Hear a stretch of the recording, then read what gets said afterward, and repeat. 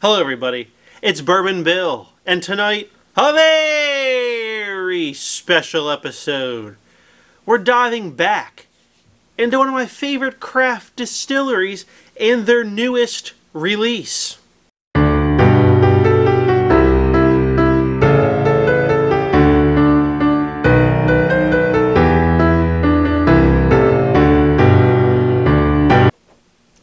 There it is. It's the Chattanooga Whiskey Founders Blend, the 11th anniversary. So that's right, last year's 10th anniversary was much lauded as delicious and enjoyable for around $50 hairs. I'm not sure the price on this one, it's about the same, I believe. But this is the 11th edition because you're better than the 10th. So here in 2023, it's the old lucky number 11. And this one focuses on the past, the present, and the future.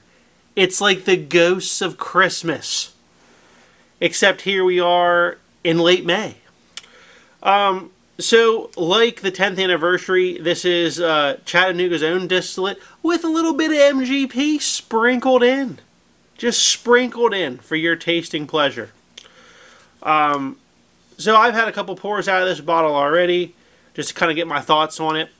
These come in at 100 proof. Compute 50% alcohol by volume. So there's a lot going on here on all these tags and the readings, but this says that the Founders Anniversary Blend is a marriage of whiskeys to commemorate our 11th anniversary. Go figure. Formulated each year by our founder, this Solera-style expression was distilled in both Chattanooga and Lawrenceburg, Indiana. There you go. And it's a blend of whiskeys from 3 one-of-a-kind charred oak Solera barrels. So there you go. Now this one has 3 mash bills. They said 3 barrels, but it's 25% from the Infinity, 50% from that Barrel 91, and then 25% from the 1816. So that's the blend. It's all here on the label for your pleasure. But that, like I said, it brings the total amount to 75% Chattanooga, 25% MGP. So without further ado, let's just taste that one first, and then we'll go into what we have next. So it's here in the clear at 100 proof. The color is not as dark as we like. So let's give it a nosing. I get a nice deep fruit, but also you can smell the malt, which is like smells like Scotch, right? Which we don't love the Scotch note and flavor on this channel at all, really. But I'm gonna say this nose is pretty good, even for not a Scotch lover. A lot of like just char, caramel, and then there's just that, it's like a sweet malt note kind of running through it. Let's give it a sip. Palate comes across as I get a little bit of that Scotch malt note, which I don't love up front, but then wow, after that everything's better. We get like a burst of like caramel in there. Then it ends with fruits and char. So I just don't like the initial palate hit, but the mid palate and the finish are pretty good. Now, if you like any sort of Scotch at all or single malts, 100% this is up your alley, and you should immediately pick it up. I'll tell you what, even for the malt note, it's pretty solid, and I'm not a big malt fan. So, you love your Whoppers. As Rita says, I do love my Whoppers. It is kind of like a malted milk chocolate ball. I can get past the malt on this, which is more than I can say for anything else I've ever tried with malt in it. Rating tonight from Bourbon Bill, it's going to get a C+. And you might say, C+? If it didn't have the malt note, it would be an A. But because I can get past the malt, it's not an F. So there you go. There's our rating. I don't have any left of the Founders 10th anniversary, or I would sample that for you tonight to compare it to. I don't remember that malt note being present in the 10th anniversary. I remember liking that one a little bit more. So if you're a fan of malt, you're going to prefer the 11th anniversary edition. If you're strictly a bourbon or rye guy, you might prefer the 10th anniversary over this one. Now, something a little else special tonight. That's right, it's a Chattanooga single barrel. That's right, they're doing single barrels now. So fasten your seatbelts. This could be interesting or bad. Now, there's a lot to take in on this label. A lot. First, we see straight bourbon whiskey. Thank God, because we do see Tennessee high malt. And we've been fooled before. I'll link it above to my Cabernet cask, which was actually a straight malt whiskey. Terrible. Hated it because of that. But this is a straight bourbon whiskey. Whew. Crisis number 1 averted. Proof on this bad boy, 118.9. Compute, 59.45% alcohol by volume. So, the hottest Chattanooga I've ever had. I think the cask 111 was obviously 111 proof. I don't think I've had a... No, that's the hottest Chattanooga I've ever had. So there you go.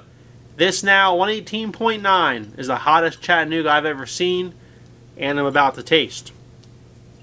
Now this says hand-selected single barrel, barrel 91 SB091. So, for those astute viewers, that would be what makes up 50% of the Founders. So this single barrel here makes up 50% of what we just tasted in that Founders 11th Anniversary Edition there.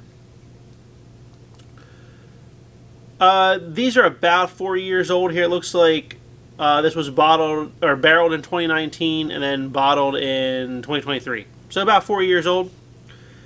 Now on the back, they because they didn't want to make different labels, is interesting. They just like put everything on the back that it could be in this bottle. So it says contains one of 4 unique mash bills. You know, you gotta look at the sticker to know which one.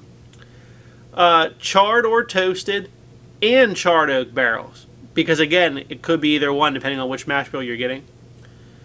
Filtration, none. Bottle occasionally captures barrel sediment. Well, that's interesting. Age greater than 4 years. Barrel size 53 gallons. So, there you have it. Let's get into tasting this bad boy because I can't wait. High proof, right up my alley. It's in the gold Glencairn here tonight, and let's give it a nosing. Oh, that's what we're talking about. This is all caramel, vanilla, and fruits. That malty note is missing. The malt note that I do not like is missing from this. So this already smells better to me. It's like frosted cornflakes, vanilla, and fruits. Do they make like a peaches and pears frosted flakes? That's what we're getting here. Let's take a sip. Oh, that's good. Wow. Okay. That's delicious. So, I'm not sure the price on these. Again, probably falls in that $40 to $60 hair range. That's where most Chattanooga stuff falls. Boy, is that good.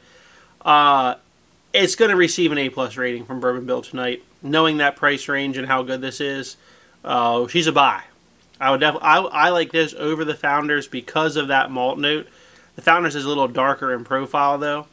So had it been missing the single malt note, I might have preferred the darker note of the 11th Anniversary Founders. But I'm preferring the single barrel here tonight quite a bit. Let's take a second sip. It's a little bit of fruit and just caramel, vanilla.